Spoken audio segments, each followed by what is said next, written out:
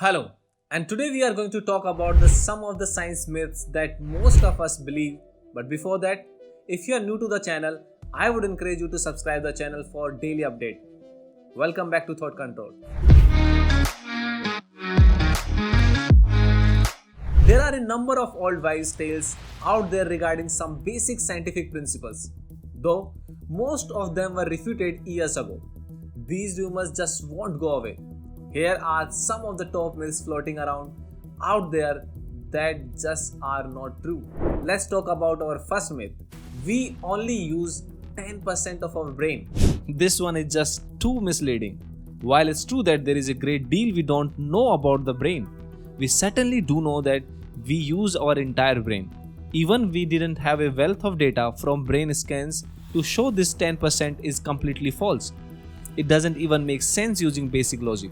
Though the brain only weighs a couple of pounds, it is incredibly energetically demanding, requiring about 20% of all the oxygen and glucose brought into the body.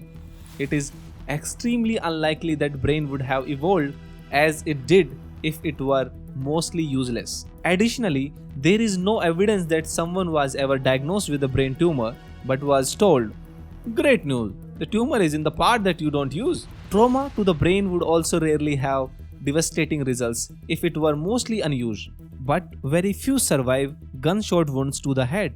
It is not without some serious side effects. While you might not be using every bit of your brain at all times, but you do use the entire brain over the course of the day. You won't use the parts used for motor senses with the parts that used for the mathematics at the same time. Usually. Next myth is dark side of the moon. Oh, Pink Floyd, how you have led us all astray. From our perspective on Earth, we are able to view about 59% of the moon's surface. The remaining 41% is completely hidden from the vantage point. That 41% must be shrouded in freezing darkness, never to feel the sun's warmth, right? No. The confusion is due to tidal locking, which makes it seem as if the moon isn't rotating. The moon is actually spinning quite slowly, completing a rotation in about the amount of time it takes it to make a revolution around Earth, while one side is forever shielded from Earth. That has nothing to do with the amount of sunlight it receives. After all, we do have different phases of the moon. Except in the case of lunar eclipse, sunlight falls on half of the moon all of the time, while the sun fully illuminates the side of the moon we can see. We appropriately call it the full moon. When parts or all of the moon appear to be missing, some or all of the sunlight is falling on the side of the moon we can't see. While there is most definitely a region we could refer to as the far side of the moon, it is no more or less dark than the side we can see. Number 3. The full moon affects behavior. It has been a long-standing myth, particularly among individuals working with elderly or those with mental disabilities, that the full moon draws out strange behavior in people. This myth has a wide variety of supposed causes, including that water in the brain is affected by tidal forces of the moon.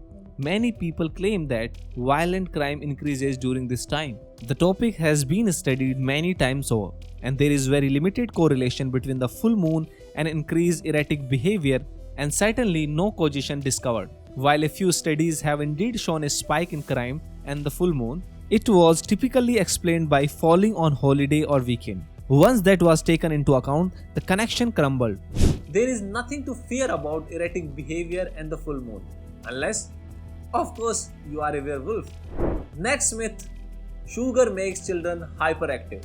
Attending any child's birthday party where cake, ice cream and sugary drinks about would make just about anyone a believer that sugar influences hyperactivity. There has not been much evidence to suggest that the so-called sugar buzz is actually real for children. The ramped up energy seen following birthday parties or Halloween could be excitement over getting a treat or being around other kids. It is also possible that other ingredients such as caffeine are to blame. That's not to say that sugar intake shouldn't be limited. Too much sugar is associated with weight gain, insulin resistance, hypertension, and even an increased risk for certain cancer. Next myth: lightning never strikes the same place twice. Lightning never strikes the same place twice is a common idiom used to say that something bad happened once, but it cannot happen again. Unfortunately, it has nothing to do with actual lightning strikes. Lightning is a huge electrostatic discharge searching for a way down, and it is not particularly interested in whether or not it has been hit before. Taller objects such as trees and skyscrapers are usually choice target because there is a shorter distance between that and the origin of the lightning. The tallest tree in the forest can get struck several times until the storm passes. In fact, lightning strikes the Empire State Building around 100 times per year. Next myth is hair and fingernails continue growing after death. In order to fingernails and hair to grow after someone's dead, the person would need to still be eating and digesting nutrients and performing cellular process. Of course, that would interfere with the whole being dead thing. So there is no way the body is producing more keratin in order to make hair and fingernails. However, skin and hair can appear to grow post-death as the dead skin begins to dry out. They retract and pull away from the hair shafts and nail beds. The hair and fingernails are not affected by the lack of moisture and do not shrink, which can make it seem as if they had grown. Next myth is cracking your knuckles gives you arthritis.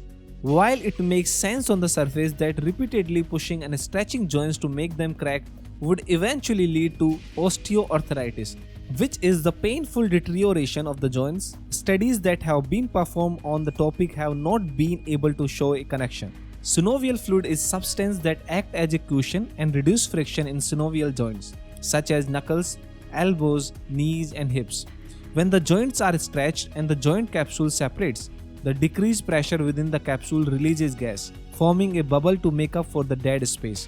Pressing on the joint can create a loud, audible pop as the bubble breaks and the joint capsule returns to its normal size. If cracking knuckles is associated with pain, it may indicate damaged joints that need to be addressed.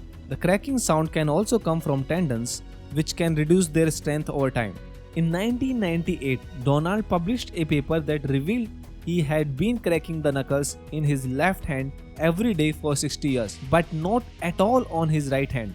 There was no difference in the joint health between the two hands, and Donald received the 2009 Nobel Prize in the medicine for his work. Really? That is easy. I could have done that. Thank you so much for watching this video. If you have any feedback, please let us know in the comment section below, and do not forget to share and subscribe the channel. You won't use the parts used for the motor senses with the parts that's not to say that it is dark side of the moon. While there is